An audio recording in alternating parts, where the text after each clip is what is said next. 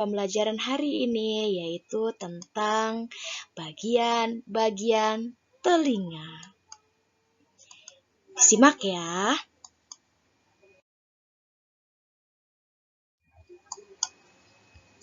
Sekarang, apa sih bagian-bagian telinga itu? Lalu, fungsi dari bagian-bagian telinga apa ya? Bagaimana kita dapat mendengar bunyi, proses terjadinya bunyi sampai ke telinga dan kita bisa mendengar bunyi. Lalu, cara merawat telinga agar tetap sehat dan bersih dan juga penyakit-penyakit apa aja yang ditimbulkan dari telinga. Yuk, sama-sama kita simak materi hari ini. Jangan lupa, yang belum subscribe, silahkan di-subscribe, di-like, di-share, dan di-komen. Kalian sudah tahu kan bentuk telinga seperti apa?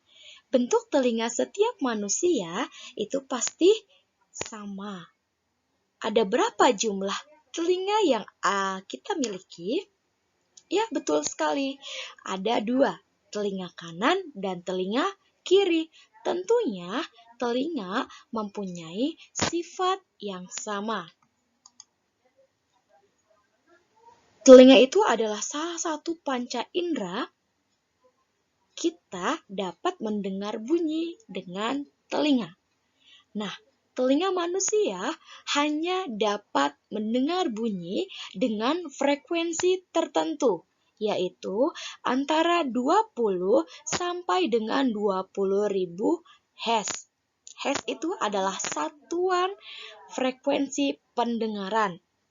Bu, kalau di atas 20.000, apakah kita bisa mendengar? Tidak. Kita tidak bisa mendengar frekuensi di atas 20.000.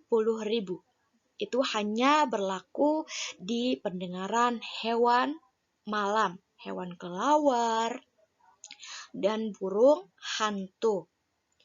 Kalau kita mendengar di bawah 20 bisa nggak, Bu? Tidak bisa juga, karena itu ada di pendengaran hewan-hewan tertentu yang memiliki pendengaran frekuensi di bawah 20 Hz. Jadi, manusia hanya dapat mendengar pada frekuensi 20 sampai 20.000 Hz. Lalu, fungsi telinga selain sebagai alat pendengaran, ternyata telinga juga berfungsi sebagai alat untuk keseimbangan tubuh. Ya. Selanjutnya, di dalam telinga kita itu terbagi menjadi 3 bagian. Ada telinga luar yang kita lihat, ada telinga tengah, dan juga ada telinga dalam. Bagian-bagian telinga luar, telinga tengah, dan telinga dalam itu apa aja sih, Bu? Yuk kita simak di slide berikutnya. Nah, ini adalah bagian-bagian telinga. Seperti yang tadi Ibu sudah bilang, telinga itu ada 3 bagian. Ada telinga luar, telinga tengah, dan telinga dalam. Kita masuk ke telinga luar terlebih dahulu. Ini namanya daun telinga. Daun telinga ini berfungsi untuk menangkap getaran bunyi. Setelah daun telinga, kalian lihat. Di dalam telinga kalian ada yang bolong. Itu namanya lubang telinga. Lubang telinga ini berfungsi untuk meneruskan bunyi ke telinga tengah. Dan terakhir di telinga luar yaitu liang telinga. Liang telinga yang mana? Ini dia. Yang seperti jalanan, namanya liang telinga. Liang telinga ini berfungsi untuk meneruskan bunyi ke telinga tengah. Di dalam liang telinga ini terdapat rambut-rambut halus yang berfungsi untuk menghalangi debu dan juga air yang masuk ke dalam telinga. Selanjutnya kita masuk ke bagian telinga tengah. Bagian telinga tengah hanya ada dua, yaitu ada tulang pendengaran dan juga membran timpani atau gendang telinga. Yang mana yang gendang telinga? Kalian bisa lihat di sini ada bentuk seperti trompet. Ini namanya gendang telinga atau membran timpani. Fungsinya menerima getaran bunyi dari daun telinga dan meneruskannya ke tulang-tulang pendengaran. Tulang-tulang pendengarannya yang mana? Lihat, kalau ini dia bentuknya seperti corong, di atasnya kita lihat ada berbentuk seperti emas. Ini adalah tulang-tulang pendengaran. Ada 3 tulang pendengaran yang bisa kita singkat dengan sebutan malas. Bukan malas belajar ya, tapi ini adalah malas dalam tulang-tulang pendengaran. Malas, ma, adalah martil. La, landasan. S-nya adalah sangurdi. Jadi martil, landasan, dan sangurdi itu adalah tulang-tulang pendengaran. Tulang-tulang pendengaran berfungsi untuk meneruskan getaran bunyi ke koklea. Jadi di dalam telinga tengah hanya ada 2 bagian, yaitu gendang telinga dan tulang-tulang pendengaran.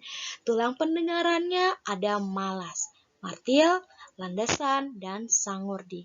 Lanjut ke telinga dalam. Telinga dalam ini nanti akan menghubungkan telinga dengan saraf otak. Ada apa aja sih di dalam telinga dalam? Kita lihat di bentuk yang ini namanya saluran eustasius. Saluran ini berfungsi untuk menghubungkan ruang telinga tengah dan faring. Saluran eustasius di sini dia ini berfungsi sebagai keseimbangan telinga dalam dengan telinga tengah. Nah, di sini ada faring yang menghubungkan mulut dengan kerongkongan. Lanjut, kamu lihat ada yang berwarna ungu atau kemerah-merahan pink yang berbentuk seperti siput. Ini namanya rumah siput yang dikenal sebagai koklea. Koklea ini berfungsi menerima dan meneruskan getaran bunyi ke saraf pendengaran. Lanjut, ada yang bentuknya seperti biskuit kanji. Lihat, ini namanya saluran setengah lingkaran. Saluran setengah lingkaran dia yang berfungsi membantu dalam mempertahankan keseimbangan tubuh. Tadi masih ingat kan?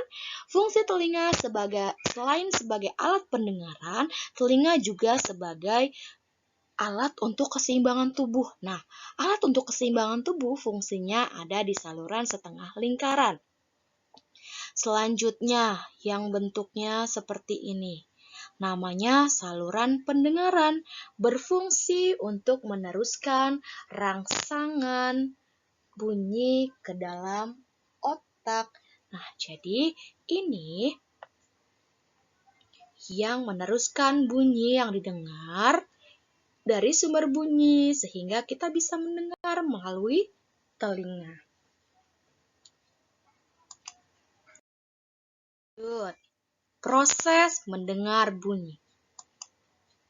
Nah, di sini kita sumber bunyinya bebas dari apa saja, dari benda-benda yang bergetar yang dapat menghasilkan bunyi.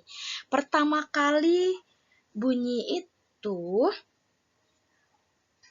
gelombang bunyi ditangkap oleh yang namanya daun telinga.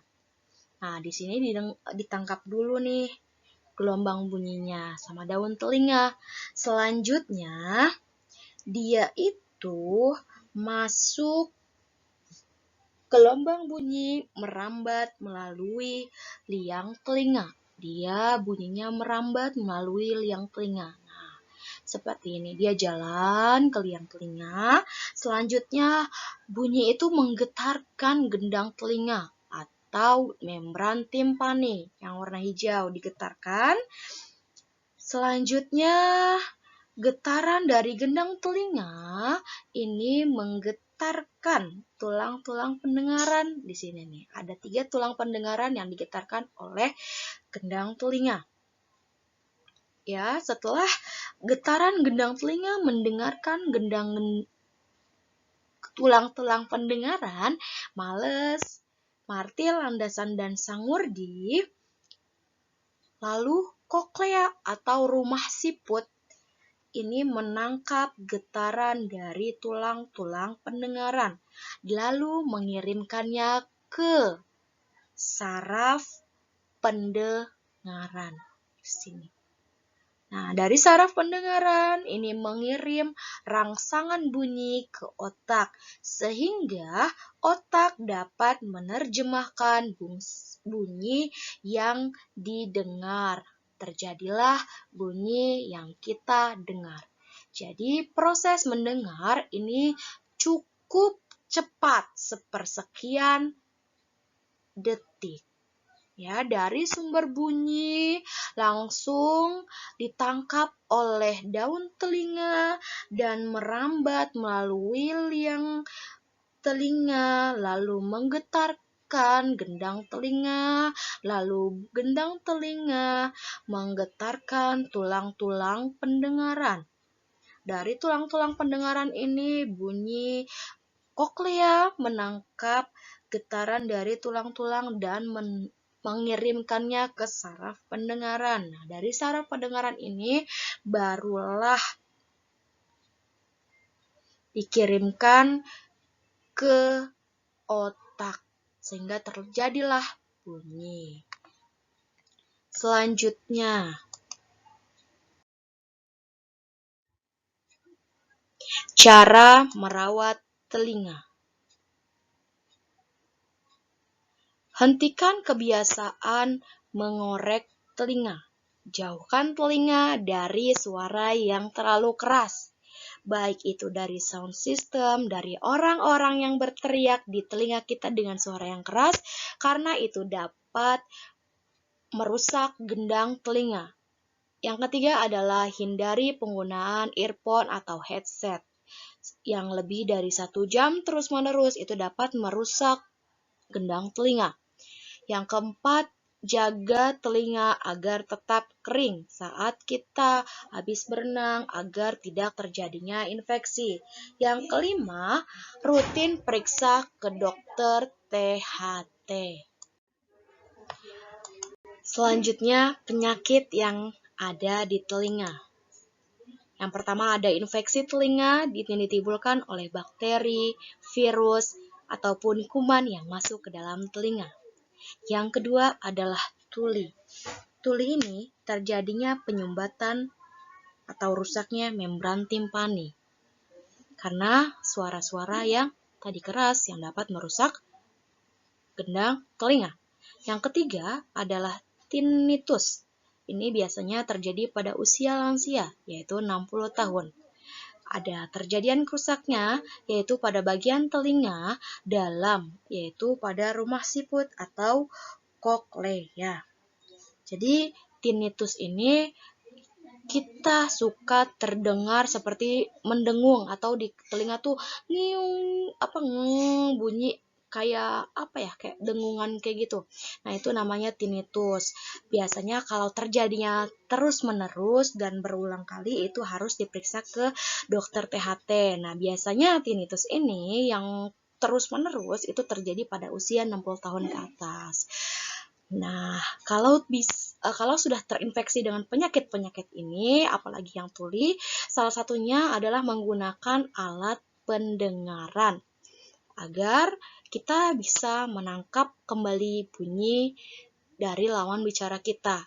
Nah, sekian materi pembelajaran IPA hari ini. Semoga apa yang Ibu jelaskan dapat bermanfaat. Kurang lebihnya mohon maaf. Sampai jumpa di materi pembelajaran berikutnya. Assalamualaikum warahmatullahi wabarakatuh.